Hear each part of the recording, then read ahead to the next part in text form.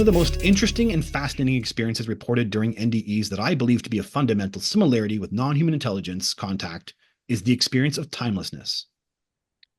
Among all the people who shared their near-death experiences with me, 3/4 reported a change in their sense of time, and more than half said that they had a sense of timelessness in their NDEs. Among all, it seemed that time was different or non-existent there, wherever there was.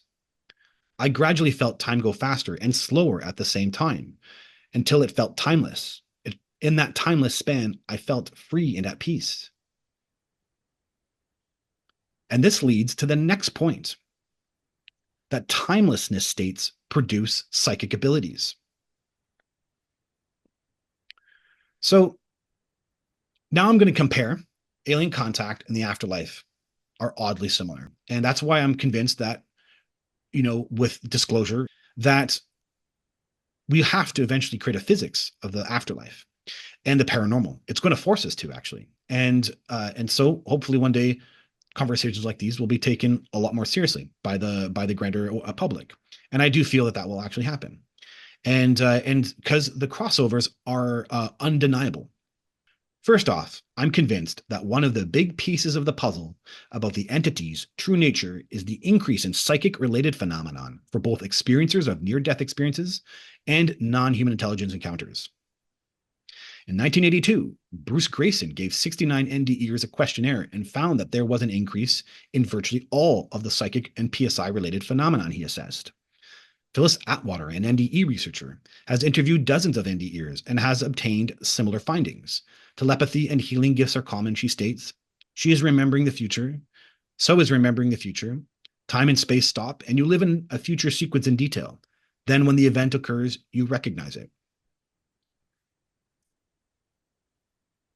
In the free experiencer research study, a survey given to several thousand experiencers of non-human intelligence, they found, when asked if they had become more psychic from their non-human intelligence contact, 58% said yes.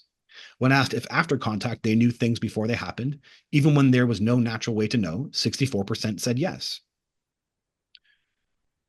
So my theory is that all consciousness, every consciousness, human and non-human intelligence, is originating outside of time and space. That is the higher self. During an NDE, you begin to embody qualities of your own higher self, your own consciousness outside time and space.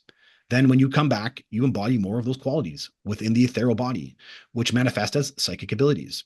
Similarly, when the entities take a human into either a different time field or outside time altogether, a different frame of our own consciousness you could even say a different frequency of your own consciousness is utilized, which is a greater portion of the higher self. When then taken back into our world, it manifests as psychic abilities. Other commonalities between alien contact and the afterlife. Books are in the afterlife. There are books and scrolls on everything, and all types of manuscripts on their shelves, reported Dolores Cannon. People report books during between life regressions. It seems like a strange paradox to have books in such a dimension where thought and light manifest as reality. But oddly enough, people also experience alien stuff books. I experienced several alien books in my story, and Preston Dennett has a great video on his channel in which he outlines multiple different contact experiences where aliens have books. What a weird paradox, because you're dealing with telepathy largely, that these environments that have telepathy and telepathic transmission both contain books. Found that really interesting. Spiritual technology and activities. People report spiritual tech in the between life regressions, not unusual to reports of spirit tech on craft.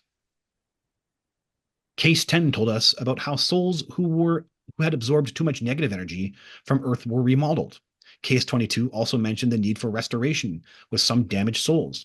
And this reminds me of what I witnessed with the holographic timeline, that the Greys have incarnation designing technology, that tech that allows you to plan the life events of an incarnation. One rather young soul recalled being alone in an enclosure trying to put together a moving puzzle of disassembled geometric shapes of cylinders, spheres, cubes, and squares with self-produced energy. It was described as being multidimensional, colorful, and holographic in nature. And this is reminiscent of my experience with the exercise in which I was moving crystalline objects in my mind in my fifth contact event, or even the ocean of the mind in my fourth contact event. And I'm not the only one. This actual exact description reminds me of Susie Hansen's room where she was moving holographic images as well too. And I know Jim Sparks has events where bizarre technology, quantum, holographic tech is you're being demonstrated with. It's very interesting. Newton reports in his book, Journey of Souls, that people report experiences similar to the spinning of orbs I had partook in the White Room in my first contact event. One diversion I hear rather often is of souls forming a circle to more fully unify and project their thought energy. Always a connection with the higher power is reported here.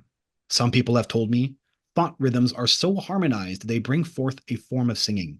Gracefully subtle dancing can also take place when souls whirl around each other in a mixture of energy, blending and separating in exotic patterns of light and color. Telepathy and downloads.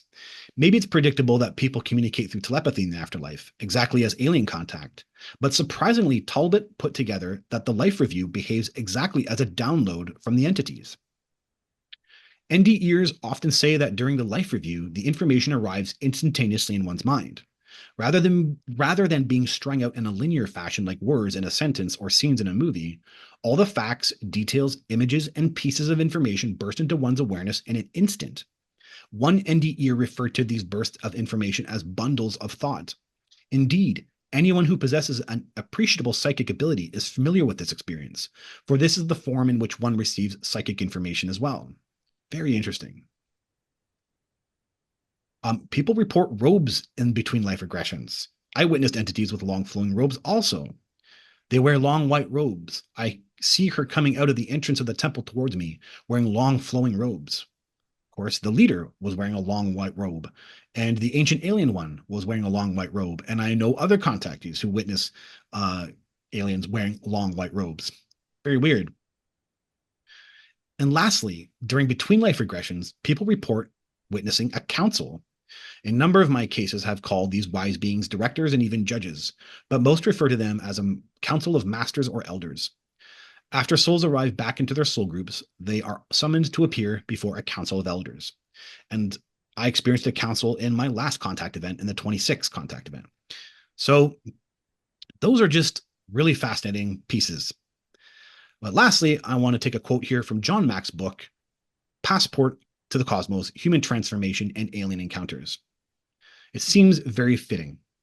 The alien beings are usually perceived by experiencers not as spirits or godly creatures, but as messengers from the creative principle, which they call Source.